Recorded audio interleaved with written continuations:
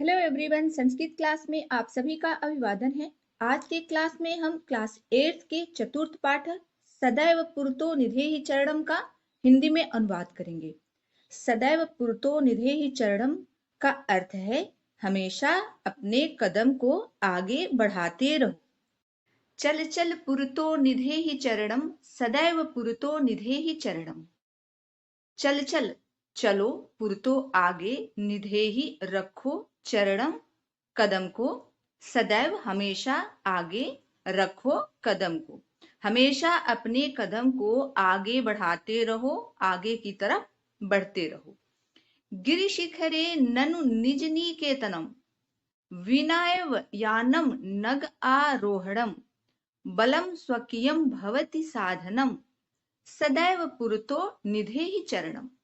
गिरि शिखरे अर्थात पर्वत शिखर पर, ननु निश्चय ही, निज निकेतनम अपना घर, विनय विना, यानम यान के, नग आरोहणम पर्वत का आरोहण पर्वत चढ़ना, बलम स्वकीयम अपना बल, भवति साधनम साधन होता है, सदैव आगे कदम बढ़ाते चलो। निश्चय ही पर्वत के शिखर पे अपना घर है, बिना यान के हमें पर्वत शिखर का आरोहण करना है। बलम स्वकीयम अपना बल ही अपना साधन होता है, सदैव आगे कदम बढ़ाते चलो।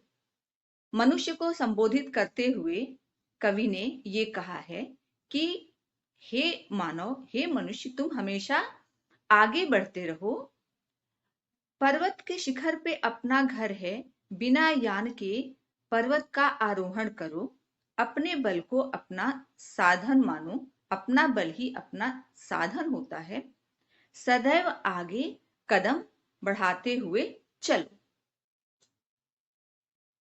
पथि पाषाणाः विषमाः प्रखराः, हिंस्राः पशवः परितो घोराः, सुदुष्करं खलु यद्यपि गमनम, सदैव पुरतो निधेहि चरणम।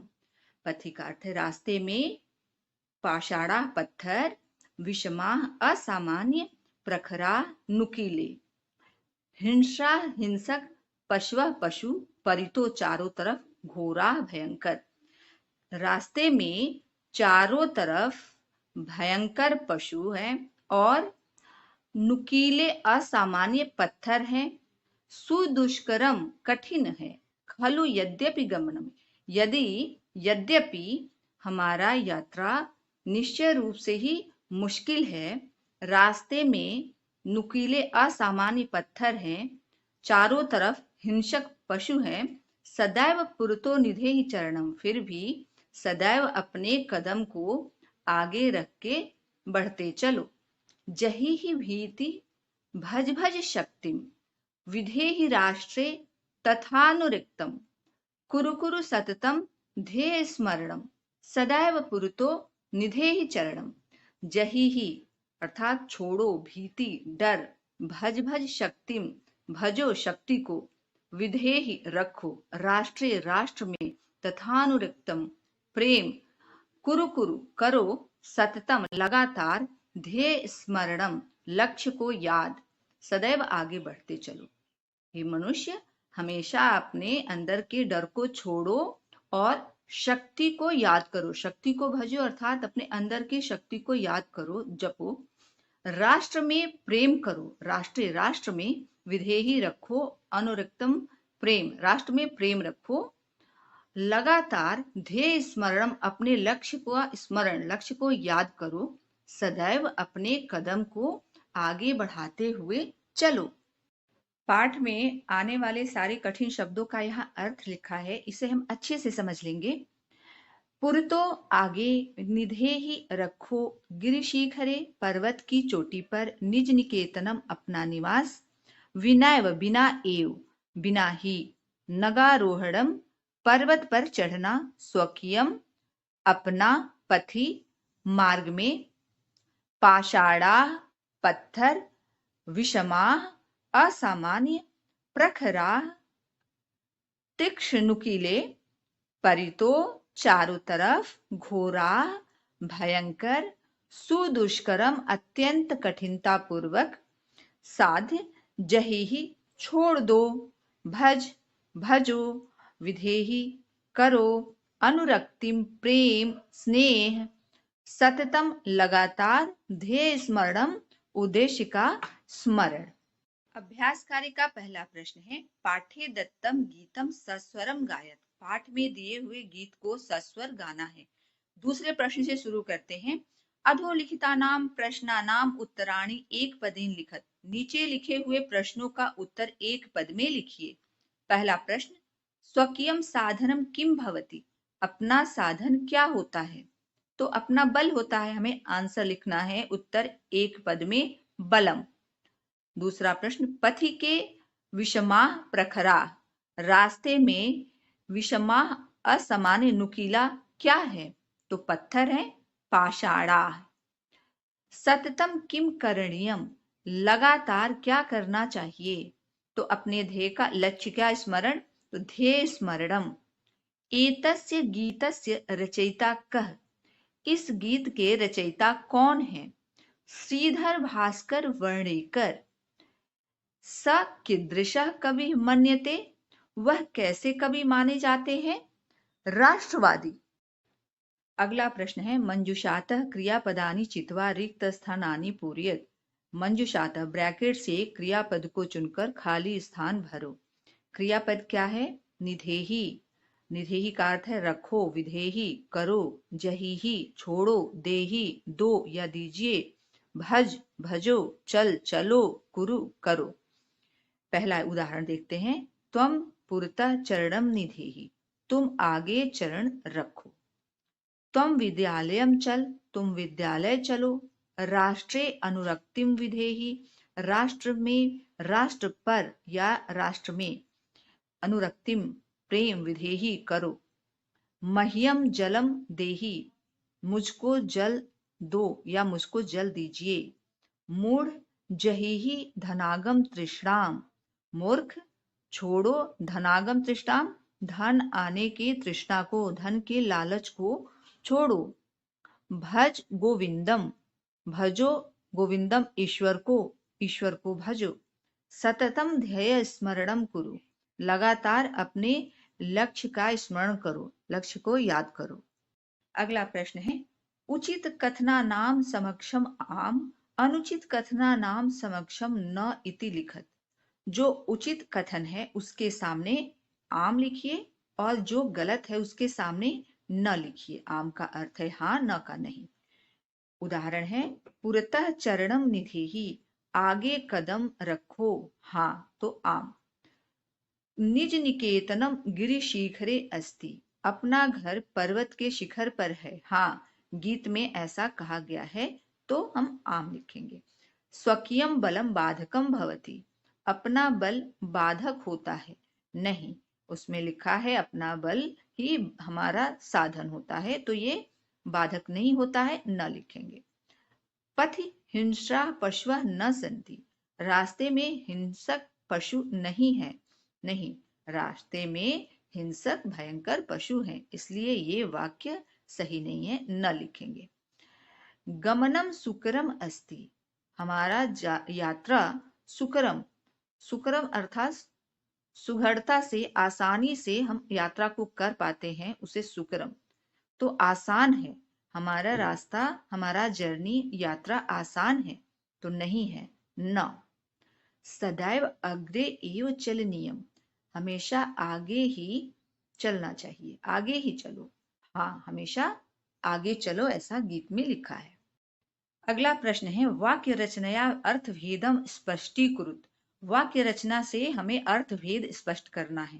कुछ शब्द है यहाँ पे, परितः पुरतः। परितः का अर्थ है चारों तरफ, पुरतः का अर्थ है सामने। नगः पर्वत, नागः सर। आरोहणम चढ़ाई करना, चढ़ना। अवरोहणम उतरना। विषमाः असामान्य, समाः सामान्य। वाक्य रचना के लिए पहला शब्द है परितः। परितः का अर्थ है चारों तरफ। मम गृहम परितः वृक्षाः सन्ति।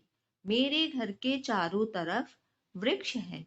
परितः का प्रयोग जिस शब्द के साथ करते हैं उसका द्वितीय विभक्ति का प्रयोग होता है। पुरतः सामने, मम विद्यालयस्य पुरतः उद्यानम अस्ति, मेरे विद्यालय के सामने उद्यान है। नगः पर्वत, हिमालयः एकः नगः अस्ति, हिमालय एक पर्वत है। नागः सर्प, वृक्षस्य कोटरे नागः वसति, वृक्ष के कोटरे में नाग रहता है। आरोहणम चढ़ना, पर्वतस्य आरोहणम दुष्करम भवति, पर्वत का चढ़ना कठिन होता है। अवरोहणम उतरना, पर्वतस्य अवरोहणम सुकरम भवति, पर्वत का उतरना आसान होता है। दूसरा शब्द है विषमाः। विषमाः का अर्थ है असामान्य। पर्वत मार्गे विषमाः पाषाणाः सन्ति, पर्वत के रास्ते में असामान्य पत्थर है। समाः एक समान, सर्वे जनेषु इच्छा शक्ति समाः न अस्ति, सभी लोगों में इच्छा शक्ति एक समान नहीं है। अगला प्रश्न है मंजुषातः अव्यय पदानि चित्वा रिक्त स्थानानि पूरयेत्। ब्रैकेट से अव्यय पद को चुनकर हमें खाली स्थान में भरना है। एव ही, खलु, निश्चय, तथा, और, परितः, चारों तरफ, पुरतः, सामने, सदा, हमेशा, बिना, बिना। तो अभी वाक्य में भर के इसे देखते हैं कैसे वाक्य निर्माण होता है। विद्यालयस्य एकम उद्यानम अस्ति, तो पुरतः विद्यालय के आगे एक उद्यान है। सत्यमेव जयते, सत्य की ही जय होता है। किम भवान स्नानम कृतवान खलु, क्या आप स्नान कर लिए हैं? निश्चय ही, निश्चय ही क्या आपने स्नान कर लिया। सह यथा चिंतयति तथा आचरति, वह जैसा सोचता है वैसा ही आचरण करता है।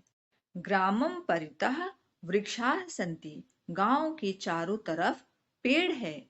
तो परितः के साथ हमेशा द्वितीय विभक्ति का प्रयोग होता है। जिसके साथ परितः लगा है उसका द्वितीय विभक्ति का प्रयोग होता है। गांव के चारों ओर के है, फिर भी यहाँ द्वितीय का प्रयोग होगा। ग्रामम परितः वृक्षाः सन्ति, गांव के चारों ओर पेड़ है। विद्याम विना जीवनम वृथा, विद्या के बिना जीवन बेकार है। भगवंतम भज, सदा भगवंतम भज, हमेशा ईश्वर का स्मरण करो, ईश्वर को जपो। अगला प्रश्न है विलोम पदानि योजयत। यहाँ दोनों तरफ दो तरह के शब्द दिए गए हैं एक दूसरे का विलोम, लेकिन ये एक दूसरे के सामने सही नहीं लिखा गया है, हमें उसे मैच करके लिखना है। विलोम पदानि योजयत, तो विलोम पद देखते हैं। विलोम पदानि में पहला है पुरतः, तो पुरतः का अर्थ है सामने, सामने का अपोजिट पीछे, पृष्ठतः। स्वकीयम अपना, परकीयम दूसरे का, भीति डर, साहसः साहस निडर, अनुरक्ति प्रेम, विरक्ति अलगाव, गमनम यात्रा जाना, आगमनम आना। अगला प्रश्न देखते हैं। लट लकार पदेभ्यः लोट विधिलिंग लकार पदानाम निर्माणम कुरु। लट लकार का पद यहाँ दिया गया है, इसे लोट लकार और विधिलिंग लकार में परिवर्तित करके लिखना है। पहला उदाहरण देखते हैं।